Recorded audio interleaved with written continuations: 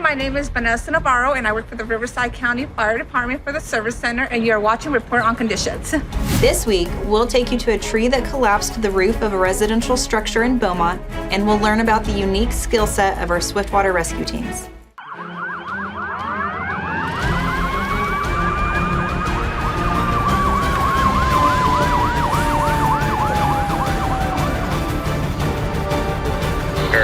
Stand by for reporting conditions. Hi, I'm April Newman, and thank you for joining CAL FIRE Riverside County Fire Department's Report on Conditions. Last week, from March 13th through March 19th, our firefighters responded to 3,823 calls for service, including 2,951 medical emergencies and 85 fire-related calls. Of the fire calls, 2 were vegetation fires and 16 were structure fires. Let's check out a few highlighted incidents from this past week.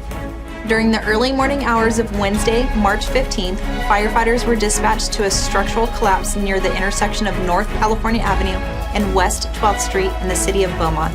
The first arriving engine company officer reported a single-story residential home with a large tree collapsed through the roof. Crews removed the tree limbs to access the damaged roof, where they applied plastic layers of visqueen to prevent further water damage. Unfortunately, the residents sustained severe water damage, and the American Red Cross was requested to assist 3 displaced adults. Just before midday on Wednesday, March 15th, firefighters received reports of a vehicle that left the highway and crashed at the bottom of a stormwater channel near the intersection of Highway 86 and Dillon Road in Coachella. Due to the circumstances, a technical rescue swiftwater rescue team was added as a complement to our standard response. The first arriving engine company officer confirmed 1 patient trapped in a vehicle that was resting in about 6 inches of moving water. The patient was extricated by rescuers on scene and then transported by Mercy Air helicopter to a local area hospital with moderate injuries. On Sunday, March 19th, firefighters responded to a residential structure fire at the 32,300 block of Santa Mateo Canyon Road, just southwest of Calamasa. The first arriving engine company officer confirmed a 43-foot travel trailer with heavy fire activity that was threatening multiple surrounding structures and vegetation. After about 40 minutes, the flames were contained and 1 patient was transported to a local hospital with minor injuries. As a result of the fire, 2 structures were deemed uninhabitable, and the American Red Cross was notified to assist 3 displaced adults.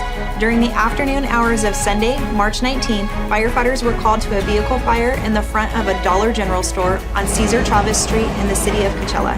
Upon arrival, the first engine company officer reported a fully involved vehicle about 12 feet away from the front door of the commercial structure. Firefighters quickly contained the flames with no injuries to civilians or firefighters reported. I got what it takes. I've got what it takes. I've got what it takes.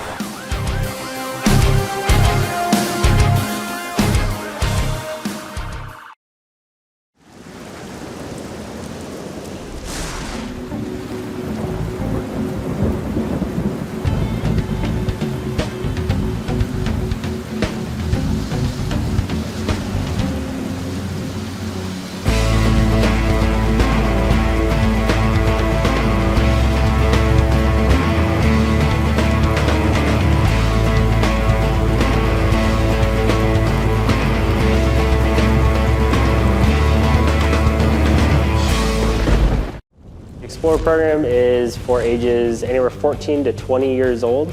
Basically gives high school age kids the intro into the fire service. Gives them hands-on with hose evolutions, ladder operations, rope rescue equipment, first aid, CPR. It gives them basically an overview of the fire service itself to see if this is a career path that they would like to go down.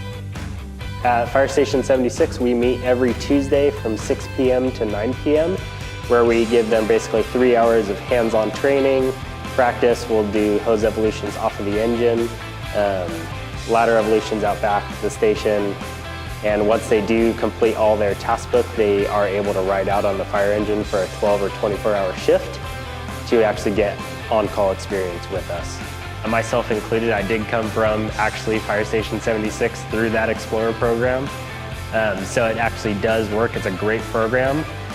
I'd say probably about 50–75% do pursue a career in the fire service.